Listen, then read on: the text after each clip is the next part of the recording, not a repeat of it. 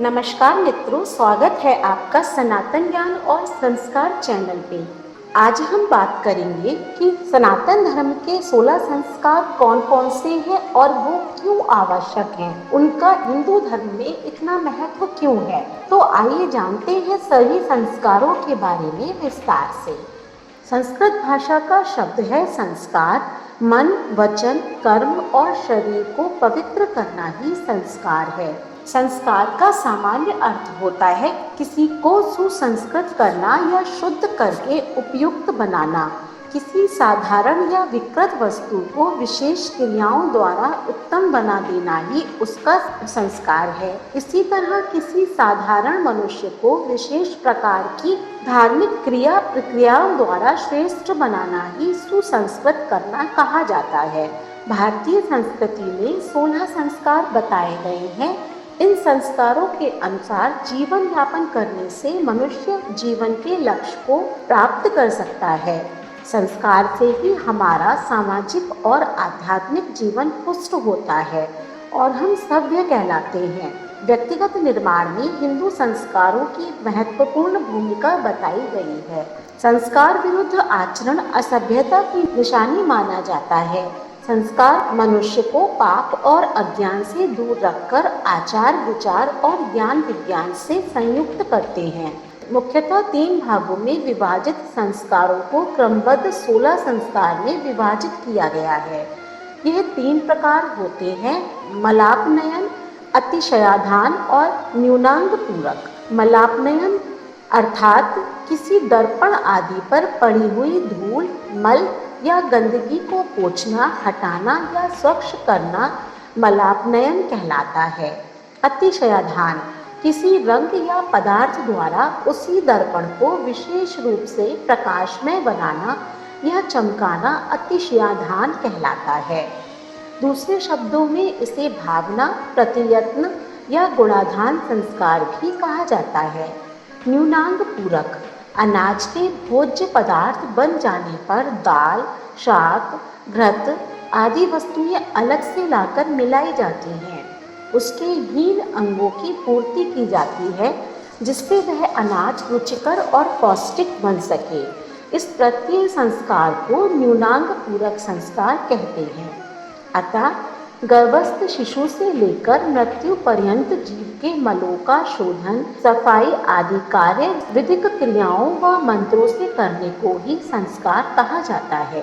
संस्कार का अभिप्राय उन धार्मिक कृत्यों से है जो किसी व्यक्ति को अपने समुदाय का योग्य सदस्य बनाकर उसके शरीर, मन और मस्तिष्क को पवित्र करे।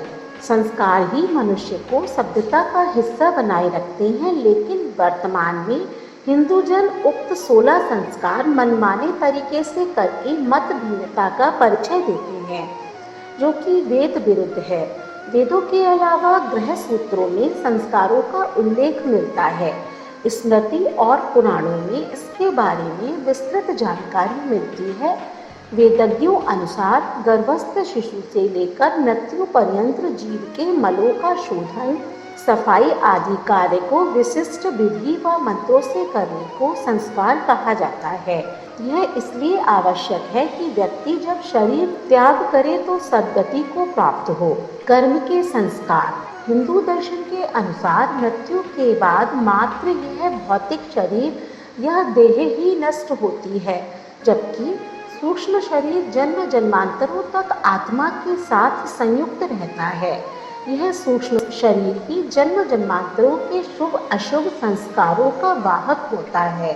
यह संस्कार मनुष्य के पूर्व जन्मों से ही नहीं आते, अपितु माता पिता के संस्कार भी रज और वीर्य के माध्यम से सूक्ष्म शरीर में प्रविष्ट होते हैं, जिससे मनुष्य का व्यक्तित्व इन दोनों से ही प्रभावित होता है।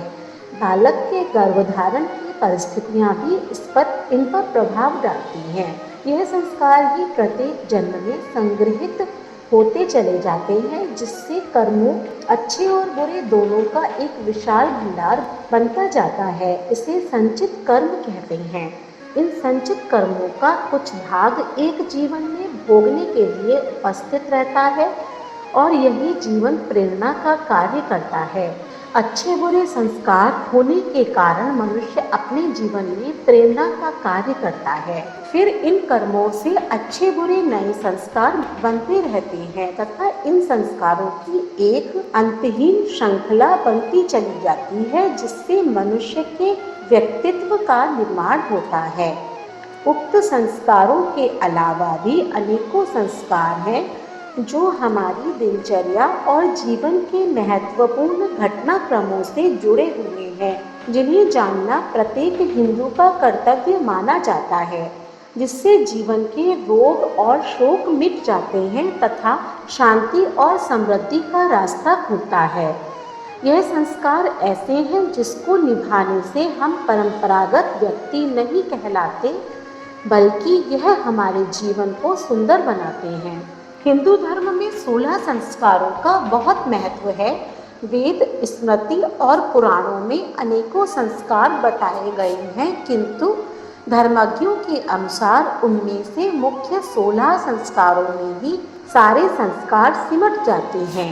अतः इन संस्कारों के नाम हैं गर्भाधान संस्कार, पुंसवन संस्कार, सीमंतोन्नयन संस्कार, जातकर्म संस्कार, नामकरण संस्कार, निष्क्रमण संस्कार, अन्नप्राशन संस्कार, मुंडन संस्कार, कर्णवेधन संस्कार, विद्यारंभ संस्कार, उपनयन संस्कार, वेदारंभ संस्कार, केशांत संस्कार, संवर्तन संस्कार, विवाह संस्कार और अंततः अंत्येष्टि संस्कार।